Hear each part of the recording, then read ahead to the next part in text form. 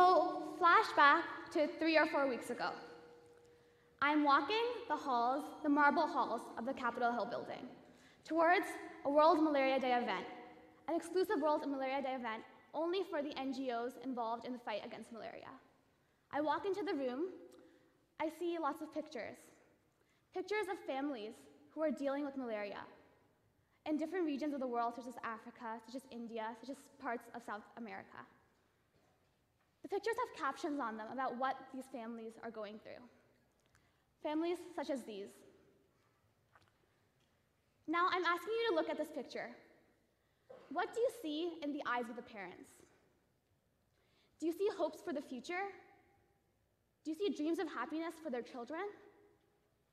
Do you see the hope that one day their children will become something successful? No.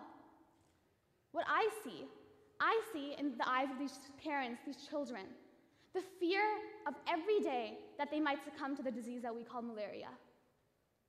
The fear that they might succumb and they won't be able to take care of their children who will be left orphans.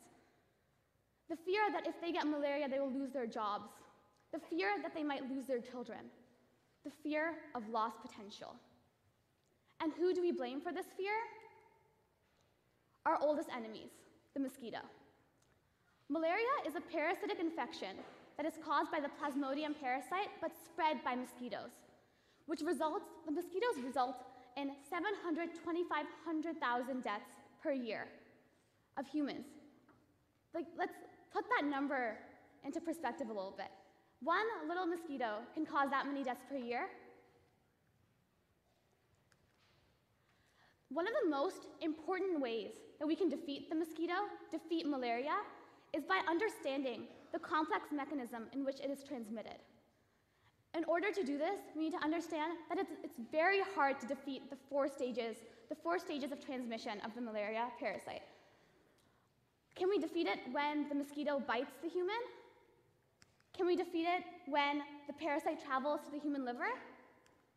Can we defeat it when then the parasite reproduces and then travels to the red blood cells? How about can we stop another mosquito from biting the human and then getting the parasite? What about stopping it when it's in the life cycle and in the life cycle of the mosquito? We can stop it at any one of these stages. So why haven't we stopped malaria yet? It's been around since the dawn of humankind.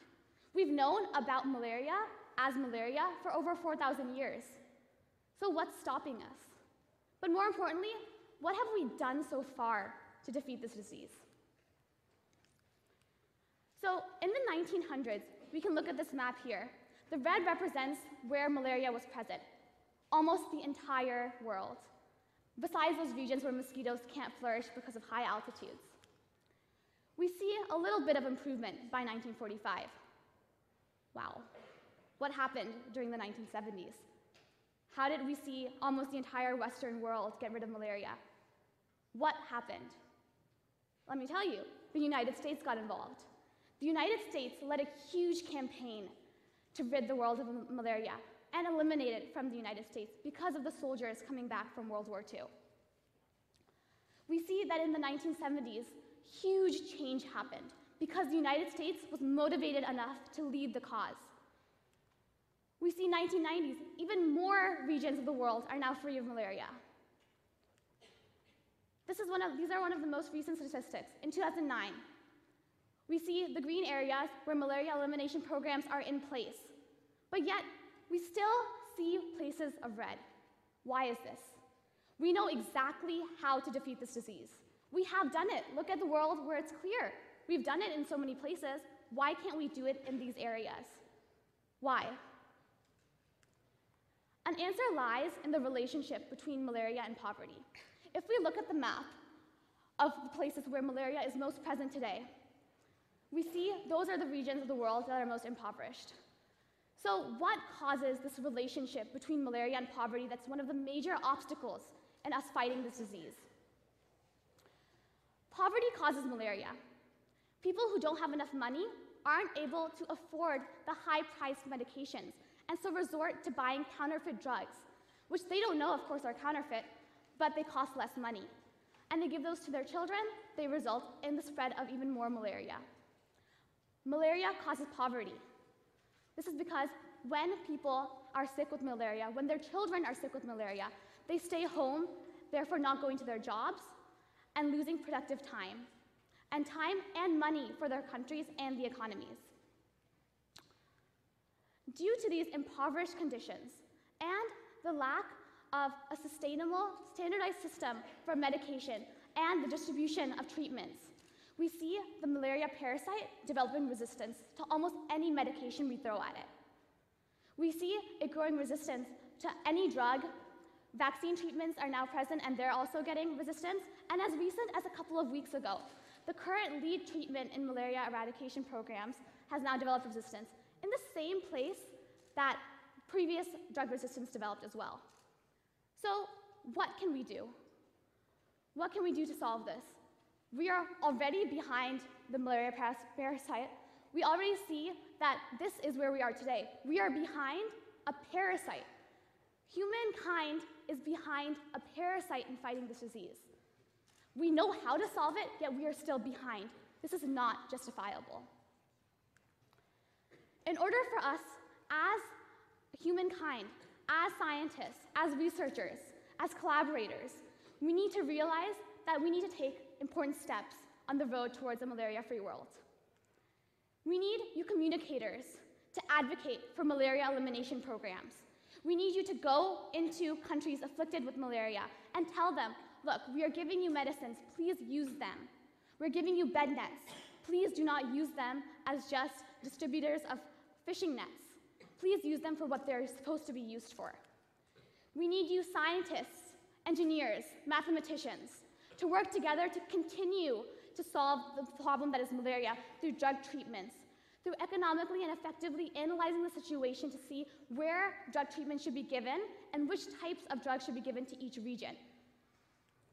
We need you international relations aficionados and businessmen to work with governments to establish policies, international and global health policies that will prevent the distribution of counterfeit drugs, that will also establish policies when we give countries money for malaria prevention, that they go towards malaria prevention and not towards the pockets of corrupt government officials.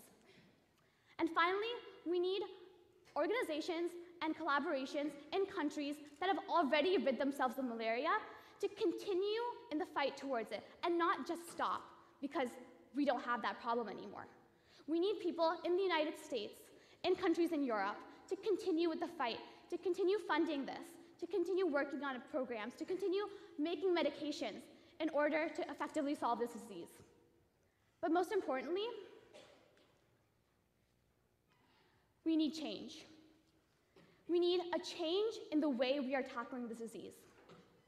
We've seen that we have tackled it for over 100 years now as a focused problem, but we still need some change. As a TJ kid, I saw this need for change. I saw a need for a new and innovative solution to the problem that is malaria. And in addition to my research developing a drug for malaria over the summer and during the school year, I founded Malaria Free World, an organization that aims to raise awareness about malaria research and raise funds for malaria eradication efforts, along with inspiring young scientists to pursue diseases such as malaria, such as the other neglected tropical diseases of the world, because they're not exposed to that, and if they're not exposed to it, the next generation won't get involved, and this problem will still persist.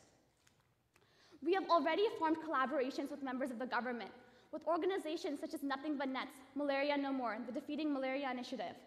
We have formed collaborations with venture capitalists who fund our efforts, with academic organizations that work with malaria research so we know on the ground what is happening with our money. We have formed collaborations within our own community with local schools who help us talk to the children, talk to them about how they can make an instrumental difference in the fight against malaria. And most importantly, we have formed collaborations in our own community, in our own TJ community. And this, I think, is one of the major reasons when I think that we can solve the problem of malaria. I truly believe that together, with global collaborations, with the help and support of everyone in the audience, everyone listening out there, I think that together, with our collaborations, we can end malaria worldwide, and that this will be the generation during which we defeat malaria. Thank you.